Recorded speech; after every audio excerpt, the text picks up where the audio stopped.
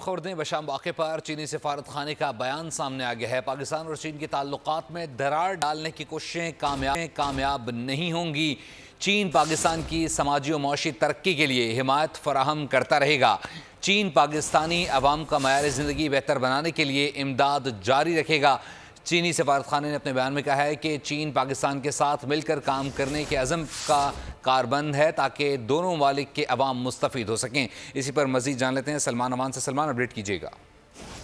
جی بالکل ایسے ہی چینی سفارت خانے کی جانب سے یہ رد عمل سامنے آیا اور اس میں کہا گیا ہے کہ کوئی بھی ایسی کوشش جس کے ذریعے پاکستان اور چین کی جو دوستی ہے، پاکستان اور چین کا ہر شعبے کے اندر قریبی اشتراک ہے، اس کو سبوٹاج کرنے کی جو کوشش ہے وہ ناکام ہوگی۔ ایسی کوئی کوشش کامیاب نہیں ہوگی۔